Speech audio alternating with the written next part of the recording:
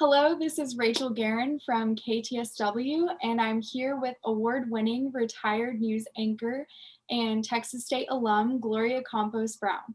How are you doing? I'm doing fabulous, Rachel. How are things on campus these days with COVID and all that?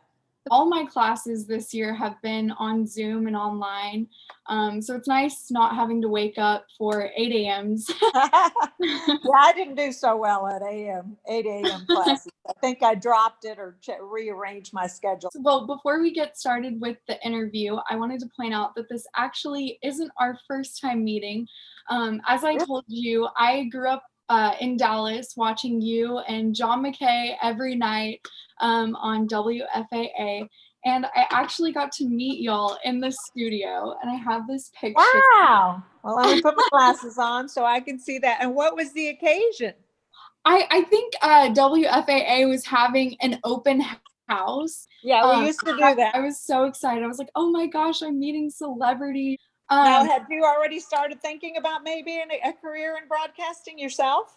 I'm not sure exactly what path I'm gonna go down. I just know I have a passion for writing, journalism, and storytelling. So I'm here at Texas State, and I'm trying to figure it all out. Yeah, hopefully you have a lot of time to do that. And so did you know that I was an alum when you decided to go there? I'm sorry to be interviewing you, but I'm just curious. No, I actually didn't. We found out about these interviews we were doing, the staff did last week. And I was actually assigned to somebody else, but I saw your name in the list and I was like, oh my gosh, Gloria Campos. And so I asked the girl who was originally assigned you if I could switch with her. And I was actually at home in Dallas when I found out about this. So oh, cool. Picture off the wall. And brought it with you.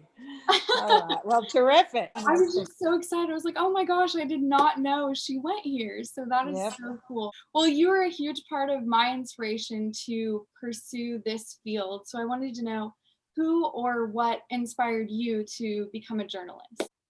Wow. Well, I have to go back to the Kennedy assassination. I was like in the third grade and remembering watching all that coverage. And it was, everything happening right before our eyes, including Oswald pulling out a gun and killing Jack Ruby, right? Or Jack Ruby killing Oswald. I'm sorry, I haven't got my guys mixed up there. But yeah, we saw that on live television, and that was the first time that a news event was covered like wall to wall, and now we see that all the time now, and we have 24-hour news networks, but back then that was very unique.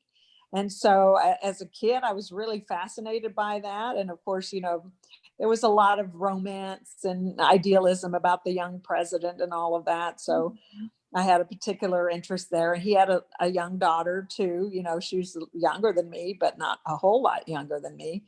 And so it was all part of that, excitement of that time. And so when he got assassinated, I was at school, and I remember they brought a TV, and we watched a little bit there. And then of course everything continued on through the weekend, and we did see Oswald get assassinated on live television.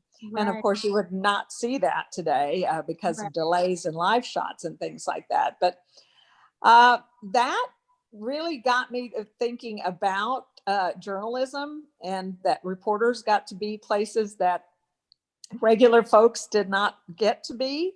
And I always had a fascination about history and historical figures.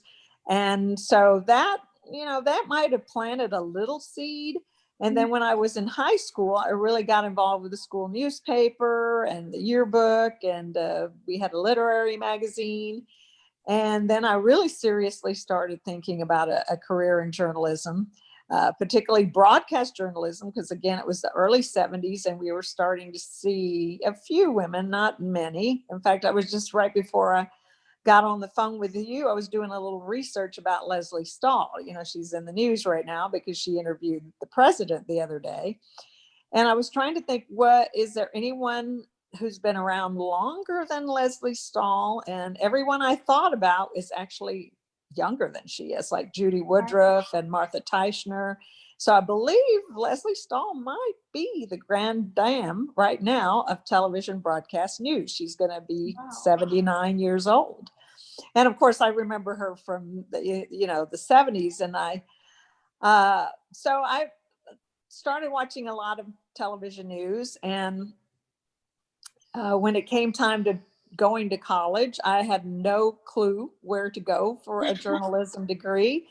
I knew that I did not want to go to the University of Texas just because of the sheer size. And I'm a small town girl. I grew up in Harlingen down in the valley.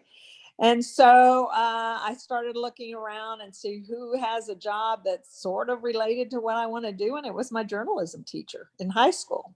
Right. Jean Yates, Gene. And her name is on Old Main because she was, when she went to Texas State, was editor of the University Star. I've got a picture of her. We had an event last year in the Valley, and she came as my guest, and she was the oldest alum at our little event. And at that time, she was 90, so I'm guessing she's 91 now. Wow. And so she was my journalism teacher, and I thought, I'll look into Texas State or Southwest Texas State. Right. And I liked what I saw, and that I was close enough to home, yet far enough away from home, Right. You got to have a little bit of distance. Mm-hmm. And that, I wouldn't recommend that as a strategy today for students. I didn't bother applying anywhere else. I just applied there and I was accepted. And that's how I became a Bobcat. I did I did a newscast on the radio station and also worked on the newspaper where I can't remember if it was campus editor or city editor, but I think it was campus editor.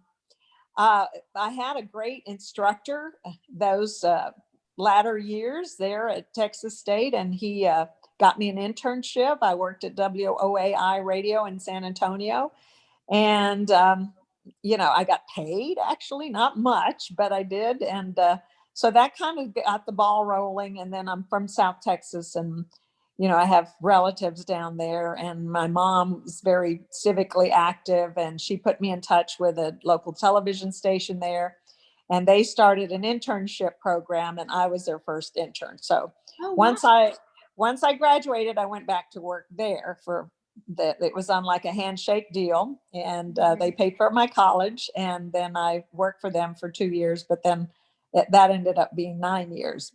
And then in 1984, I went to WFAA. You were obviously a pioneer as a female news anchor, but you were also the first Hispanic news anchor at WFAA, and you paved the way for anchors to follow. What were your expectations going into that position, and how did you handle the pressure of that responsibility? Well, I was anchoring the news in South Texas before I got my job at WFAA, and I had worked my way up. I started as a reporter, photographer, editor, video editor. So pretty much what young people are doing today, you got to do it all, right? Except for you're digital. Right. And so that's what I started doing down in South Texas. And gradually I worked my way, and I started anchoring the news and producing newscasts and things like that. So when I went to WFAA, I went as a general assignments reporter in 1984 and started kind of working my way up there. But I really didn't harbor any illusions that I was going to stay there 30 years. I just, I wanted to go there and learn to be a better reporter than I was, and, learn and maybe go to a smaller market and maybe anchor the news. I did not really see that much of an opportunity for a Latina woman to anchor the news in Dallas-Fort Worth. But I guess because I was there so long, people got used to me. And I used to tell young people that, and still do, that it doesn't really matter the market size. You're still doing the same job. Basically, you're still reporting, you're still writing, you're still shooting video. The principles of journalism don't change. You got to be accurate and fair and all of that. And so the only thing difference is market size. So, being on television is a little more, what's the word? You're scrutinized more, your face is on the tube there. And, but I always figure, people are people, they're going to like you or they're not going to like you. So that didn't really occur to me that to look at it as a challenge. It is, again, the same basic job of anchoring and reporting the news in South Texas as it is in North Texas. There's really no difference. So that's the way I approached it, and tried to stay positive. And I got my inspiration and support from my family and the community at large there. And I had some great bosses. I did not have a female news director till a couple of years before I retired. Wow. So we're talking about, the teens of 2010, I believe. I don't remember exactly when she started, but yeah, I was already planning on retiring, and finally I got a female boss. So yeah, it's been a slow process, but now, as you know, probably most of the people in your department are young women. Would I be wrong? No, you're completely right. There's like a handful of guys. I think most of our web content staff is female. So Wow. Yeah, that's a great change to see from back when you started to how it is now. Since your beginning, you've had a very successful career as an award-winning journalist. But before you began that career, you were at Texas State or Southwest Texas State when you were here. So you were involved in, could you tell me a little bit more about what you were involved in when you were here? Basically, I just went to class, and my major involvement was, the newspaper and the campus radio station and reporting. And like I said, my assignment, I remember being, working on the layout of the pages of the University Star, but also covering meetings and things like that there in San Marcos. So I did a little covering of the local city government and the county government. And that's when I first got my taste of some, actually being out in the community there, reporting on the community. And I've always had a fascination with, politics and political science and things like that. And I just found all of that fascinating. And being there in San Marcos, being able to cover it, you kind of know then when you get your feet on the ground as an intern or actually reporting, then you can figure out, is this going to be for me or not? And so early on, I figured out, I was on the right track, career wise. What was your favorite memory as a student, or just a memory that sticks out as a student at Southwest Texas State? Well, of course, the hills are notorious. Yeah. Yeah. And I actually remember, I don't know if I borrowed a bicycle, but I actually I lived as a freshman in Beretta Hall, which I understand is still there. Yes. And which makes me happy. And the commons were nearby. And then, the athletes, the football team and all of them ate there. And I guess they had dormitory nearby, but that's where all the athletes and football players and all that ate. And I remember one time I either borrowed a bicycle, or I don't know how I got a bicycle, because I never had a bicycle at Texas State. I actually went down that hill. Oh, and I'm thinking, yeah, and I didn't break my neck, and I'm not the most athletic person. And I think, I can't believe I did that. I actually rode downhill, because that's a steep hill, from Beretta down. And of course, I remember going to get a Mansky roll and stuff like that. We did that. And Cheatham Street Warehouse, we did a lot of dancing there, which I understand that's still there. And you talk about memories, going to the river and, there at Rivista. And of course, the Blanco River's not far. And going to Wimberley. And but this is a little known fact. I was a waitress at Grins. I had, let's see, I'm trying to think, at least 2 jobs. I was a waitress at Grins, and then I was a grader for one of my history profs, because my minor was history. And so those were my primary jobs, because I did work, and I did have a little small scholarship at Board of Regents. So it was not very much money, but that's what kept me busy, you know, a little part-time work. And, you know, I remember fondly my life at Beretta Hall. And then I think my other dorm, because I spent the first 2 years on campus, was Sterry. Oh, and you talk about memory from Beretta is we were there staying on campus when Billie Jean King had her famous tennis match against Bobby Riggs. And I remember us all gathering in the lobby to watch TV to see her play Bobby Riggs. And Oh, wow. with all my dorm mates. So that was a lot of fun, and of course, a great memory. In what ways have you carried Texas State with you, and how has it prepared you for your professional career?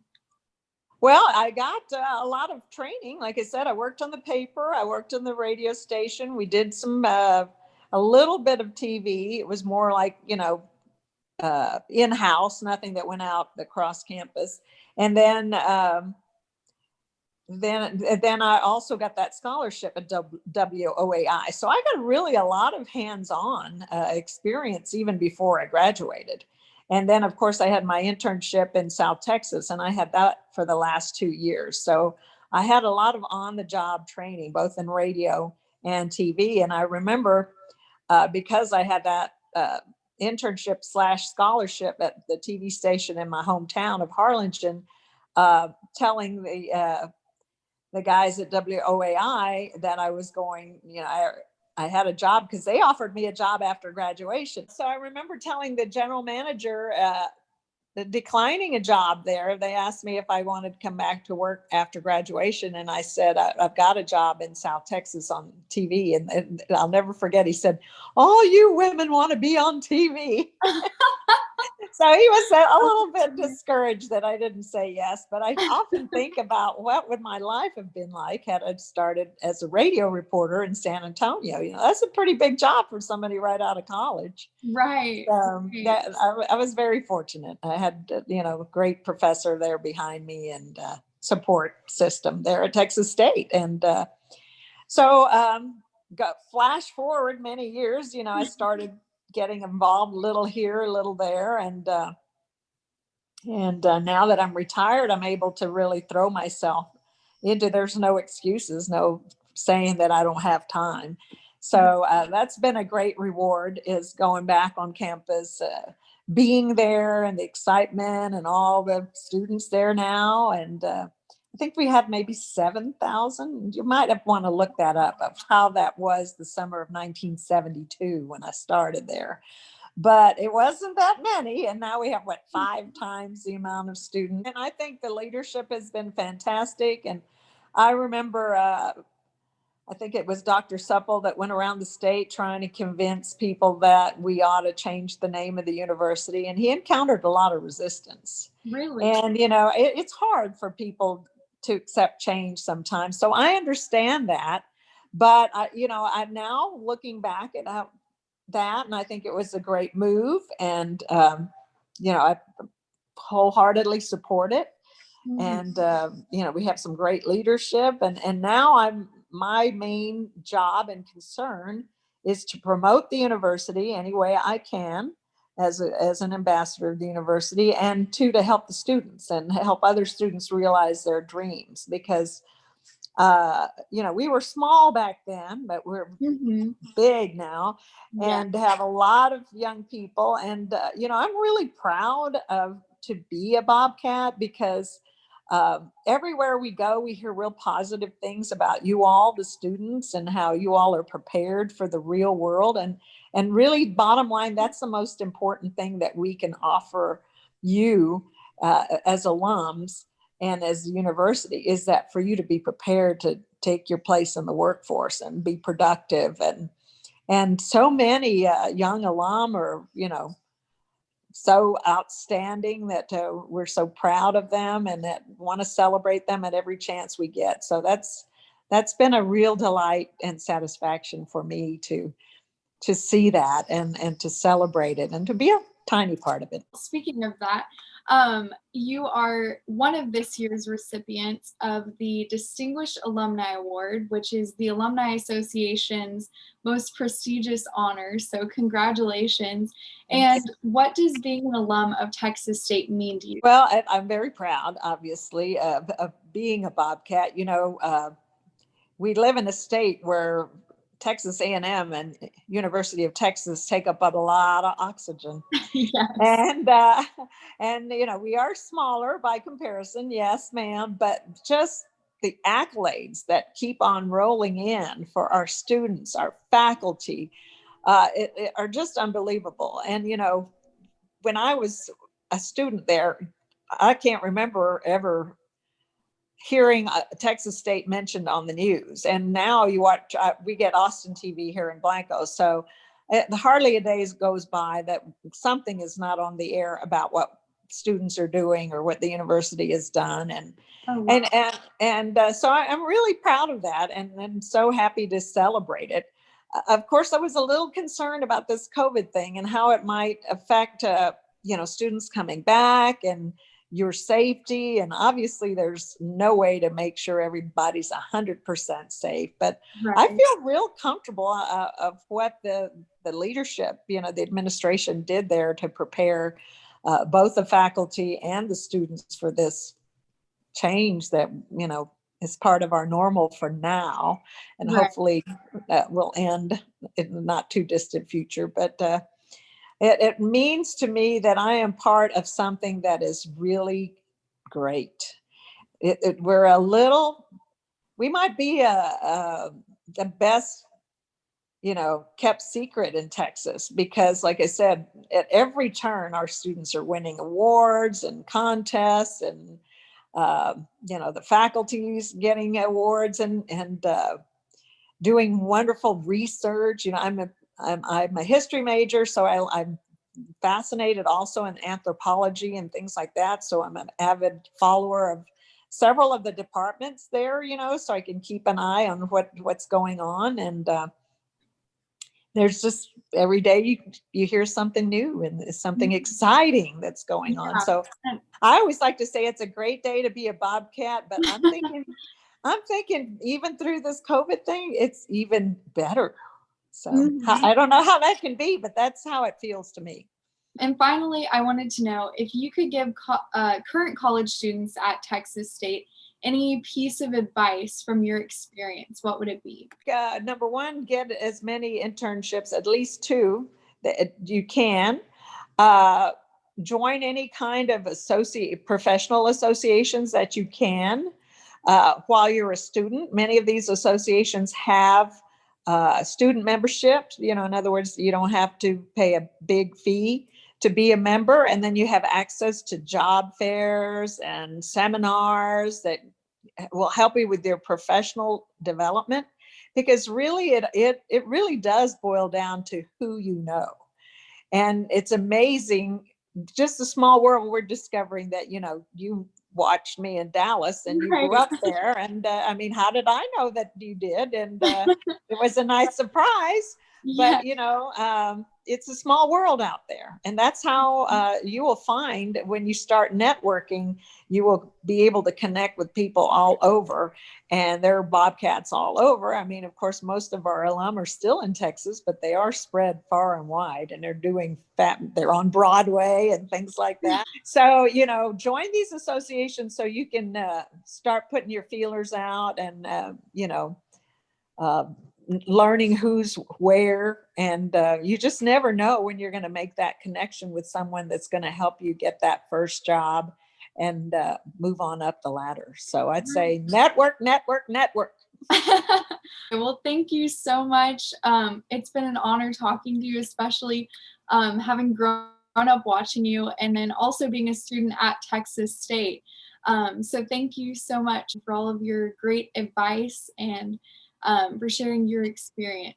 Well, thank you, Rachel. It was a pleasure meeting you. And like I said, what a pleasant surprise to find out that you grew up in the Dallas-Fort Worth area. Are you a junior, senior? When are you going to graduate? I'm a sophomore, actually. Oh, So wow. here. And you're already doing stuff on the radio station, huh? Yes, yes. Terrific. Okay, and one more thing.